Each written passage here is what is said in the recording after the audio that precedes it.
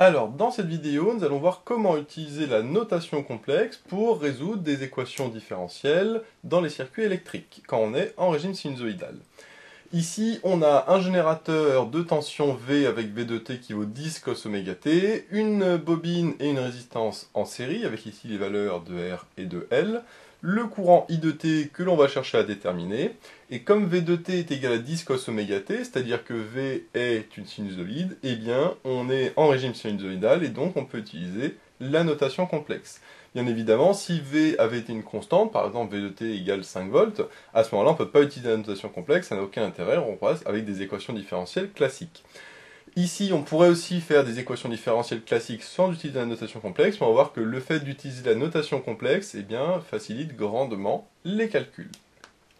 Alors l'idée va être la suivante, l'idée c'est que on va transformer ce circuit en complexe avec les impédances, c'est-à-dire que comme ici le R et le L sont en série, la résistance et la bobine, on sait que quand c'est en série, on peut regrouper ces deux inductances en une seule impédance, et donc on va regrouper tout ça en un seul Z. Alors, on va plutôt le mettre en face, ce sera plus simple après pour faire l'équation. Donc comme ils sont en série, on les regroupe en un seul Z, avec toujours V ici et le I comme ça. Donc le Z avec la petite raie en dessous pour dire qu'on est en complexe. Et que vaut ce Z? Ce Z, il vaut le Z de la résistance plus le Z de la bobine. Le Z de la résistance, je sais que c'est R. Le Z de la bobine, je sais que c'est égal à JL oméga. Maintenant, on va pouvoir remplacer le R et le L oméga par ce que ça vaut, puisqu'on sait que le R c'est 10 ohms, donc là je peux le remplacer par 10.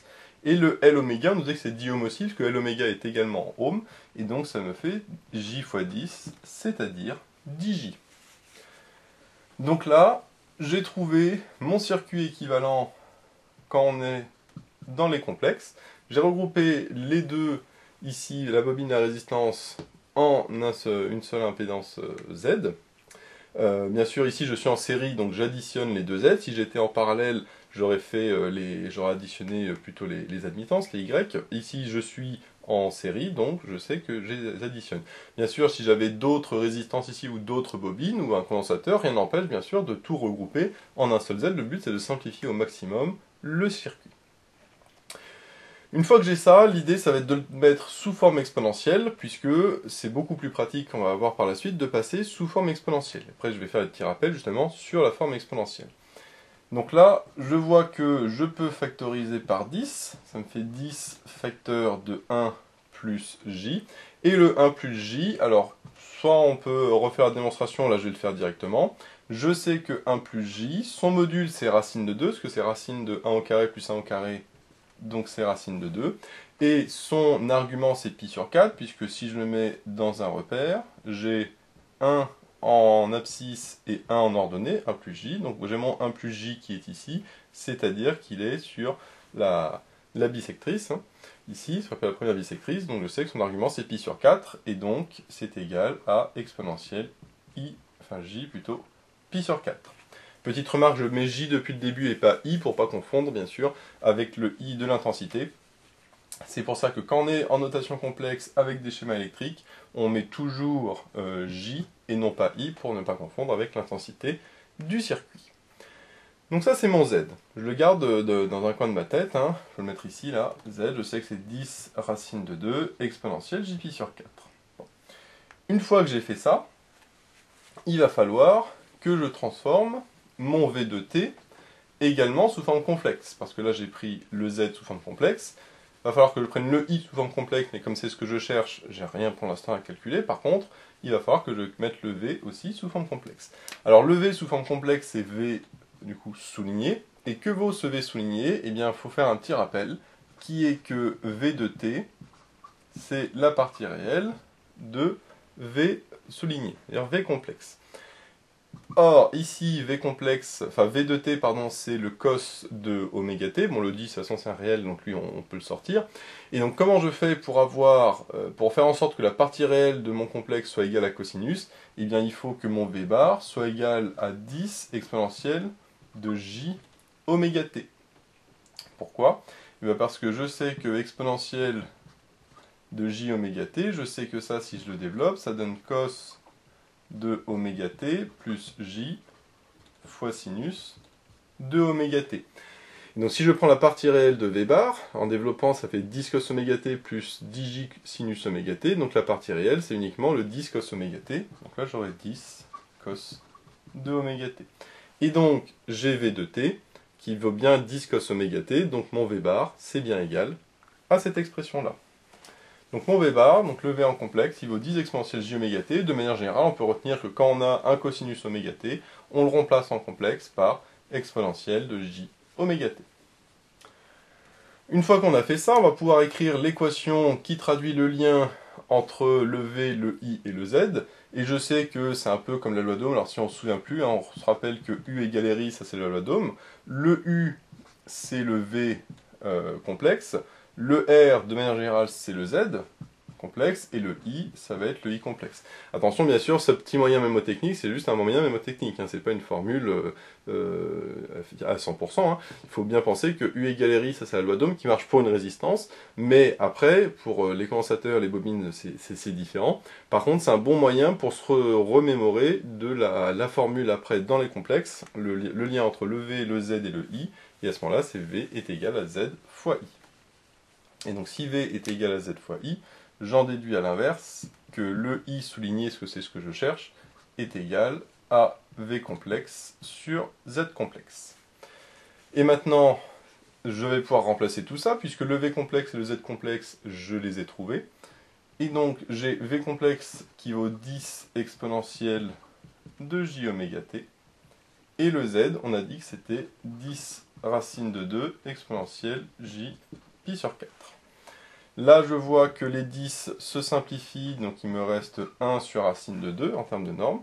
Et là, les exponentielles, je vais pouvoir les regrouper, parce que je sais que exponentielle de A sur exponentielle de B, c'est exponentielle de A moins B. C'est-à-dire que ça me donne exponentielle de j oméga t moins j pi sur 4. Je peux factoriser par j, donc je le fais tout de suite. Hein. Si je factorise par j, ça me fait j facteur de oméga t moins pi sur 4. Donc j'ai mon i complexe qui est égal à ça. Et si je veux le 1 sur racine de 2, je peux multiplier par racine de 2 en haut et en bas, et ça me donne racine de 2 sur 2, c'est plus joli d'écrire comme ça plutôt que d'avoir une racine au dénominateur. Donc le 1 sur racine de 2, je vais plutôt l'écrire racine de 2 sur 2. Donc j'ai trouvé mon i complexe, sauf que moi, il ne faut pas oublier que je veux le i de t mais réel, et donc à l'inverse de ce que j'ai fait tout à l'heure, je vais passer du complexe au réel, mais en utilisant la même formule, à savoir que i de t, c'est la partie réelle de i complexe. J'en déduis donc que i de t, c'est égal à la partie réelle de i complexe, c'est-à-dire la partie réelle de tout ça, donc de racine de 2 sur 2 exponentielle de j oméga t moins pi sur 4. Le racine de 2 sur 2, bien sûr, je peux le sortir puisque lui, c'est un réel. Et donc, il me reste partie réelle de exponentielle j oméga t moins pi sur 4. Et comme on a vu, la partie réelle d'un exponentiel j quelque chose, je sais que c'est égal au cosinus de ce quelque chose, c'est-à-dire cos de oméga t moins pi sur 4. Et donc voilà, j'ai trouvé l'expression de mon i de t, qui est aussi bien sûr sinusoïdal, parce qu'en régime sinusoïdal, on sait que tout ce qui varie de manière sinusoïdale. Mais comme on le voit, la pulsation, bien sûr, est la même, c'est toujours oméga. En revanche, il y aura un décalage temporel de pi sur 4, il y a une phase, donc un retard de pi sur 4, et une amplitude qui est égale à racine de 2 sur 2. Donc voilà ce que je trouve comme expression pour i de t. Bien évidemment, j'aurais pu passer, refaire une loi d'émail pour trouver l'équation différentielle vérifiée par i, mais à ce moment-là, ça aurait été beaucoup plus compliqué de la résoudre, parce qu'ici, le v de t est complexe, et donc c'est toujours mieux de passer, comme on le voit, par les complexes. La méthode, que ce soit pour ce schéma ou pour n'importe lequel, sera toujours la même, à savoir qu'il faut toujours regrouper les z au maximum sans faire disparaître ce qu'on cherche, c'est-à-dire ici le i. Donc là, j'ai pas grand-chose, j'ai juste une résistance et une bobine à regrouper. Et puis après, on utilise les formules que V est égal à ZI. Alors bien sûr, ici, j'ai V égale ZI, puisque le V d'ici se retrouve à ce niveau-là. C'est le même, hein, d'après la loi d'émail. Je ne l'avais pas précisé, mais ici, c'était évident dans le sens où j'ai uniquement une impédance et un générateur. Et donc, le lien entre les deux, c'est que V est égal à ZI. Et donc, si je cherche le I, eh ben, j'ai juste à l'isoler. D'abord en complexe, parce que quand on voit qu'en est en complexe, ça se regroupe très facilement, puisque tout est du style l'amplitude fois un exponentiel j quelque chose, et comme les exponentiels se regroupent entre eux, que ce soit par produit ou par fraction, et bien à la fin je retrouve un seul exponentiel que je peux repasser en cosinus par la suite. Donc maintenant on va voir la même chose sur un deuxième exemple, qui ressemblait fortement, puisqu'on nous disait cette fois-ci qu'on avait non pas une bobine, mais un condensateur. Donc là, à la place d'avoir une bobine, j'ai un condensateur, donc que je vais noter C. Donc là, hop, un condensateur, donc C. On avait toujours la résistance, cette fois-ci, qui valait 500 ohms, et non plus 10 ohms. Et on avait la valeur de C, alors qui valait 2 fois 10 puissance moins 5 sur pi farad. Bien sûr, ça paraît un peu bizarre comme expression, mais c'était fait exprès pour que ça se simplifie par la suite. Et puis, on avait le V de T, cette fois-ci, qui ressemblait, parce que c'était 5 fois cos de 100 pi fois T. Donc, c'est-à-dire le oméga est égal à 100 pi. Et donc, bien sûr, même question, déterminer I de T. Alors, comme je l'ai dit précédemment, la méthode va être exactement la même, à savoir qu'on va, encore une fois, regrouper la résistance et le condensateur, puisqu'ils sont en série, en une seule impédance Z. Par contre, j'ai le Z qui va être un petit peu différent ici, puisque le Z, comme c'est en série, c'est toujours égal à ZR plus ZC. Mais j'ai ZR qui vaut toujours R, mais le ZC, c'est égal à 1 sur J oméga C. Donc, nécessairement, je vais avoir une petite différence à ce niveau-là. Quelle est la différence? Eh bien, c'est que maintenant, le R, je vais pouvoir le remplacer, comme tout à l'heure, par 500, parce que ici le R vaut 500. Et là, j'ai le oméga, alors le J, pour l'instant, je vais le laisser en dessous, je ne vais pas y toucher. Le oméga, alors il est égal à 100 pi, parce que là, j'ai cos de 100 pi fois t, donc vraiment c'est cos de oméga t, donc j'ai oméga t qui est égal à 100 pi. Donc là, je mets 100 pi. Et le C, on a vu que c'était 2 fois 10 puissance, c'était moins 5, pardon, sur pi. Donc là, ça fait 2 fois 10 puissance moins 5 divisé par pi. Une fois que j'ai ça, je vais bien évidemment simplifier tout ça. Alors ce qu'on peut faire, c'est déjà multiplier par j en haut et en bas. Si je multiplie par j en haut et en bas pour ne plus avoir de j au dénominateur, donc ici j'aurai j au dénominateur, j'aurai j carré. Sauf que j carré est égal à moins 1, donc le j carré finalement disparaît, et j'ai un moins qui apparaît ici. Le j qui est là, je peux le mettre devant, comme ça j'ai ma fraction qui correspond à ma partie imaginaire. Je vois ici que les pi se simplifient. J'ai le 2 en dessous qui va rester, et 100 fois 10 puissance moins 5, 100 c'est 10 puissance 2, 10 puissance 2 fois 10 puissance moins 5, ça fait 10 puissance moins 3. Alors ce 10 puissance moins 3, je vais le passer directement au-dessus, ça fait 10 puissance 3, puisque quand je passe des 10 puissances d'un numérateur au dénominateur, eh bien la puissance change de signe. Donc là, le 10 puissance moins 3 au-dessus passe au-dessus. Maintenant, que vaut 10 puissance 3 sur 2? 10 puissance 3 ça fait 1000, 1000 sur 2 ça fait 500, donc je vais le mettre encore une fois tout de suite. Normalement il faut le faire en plusieurs étapes, mais là je le fais pour gagner du temps et surtout de la place. Donc le 10 puissance 3 sur 1000 ça faisait 500. Donc ça me donne finalement 500J. Et là, comme tout à l'heure, je vais pouvoir factoriser par 500. Donc ça me fait 500 facteur cette fois-ci de 1 moins J. Et là, bien évidemment, je vais, encore une fois comme tout à l'heure, passer en notation complexe. Le 500, j'y touche pas, puisque ça, c'est un réel. Le 1 moins J, eh ben, je sais que c'est comme le 1 plus J de tout à l'heure. On a vu tout à l'heure que 1 plus J, c'était racine de 2 exponentielle J pi sur 4. Et donc si je fais 1 moins J, c'est 1 plus J le tout bar. Donc si je fais bar ici, je fais bar là. C'est-à-dire le complémentaire. Et donc le racine de 2 lui reste puisque c'est un réel, et le j devient moins j, donc ça fait moins j pi sur 4. Le conjugué, pardon, pas le complémentaire, et donc ça me donne finalement mon z complexe égal à 500 racine de 2 exponentielle de moins j pi sur 4. Maintenant que j'ai mon z, il va falloir que je passe le v sous forme complexe. Alors le v, je vais le mettre directement, je sais que le V sous forme complexe, c'est comme tout à l'heure, l'amplitude 5 ne change pas, et le cosinus de 100 pi t devient exponentielle de j 100 pi fois t.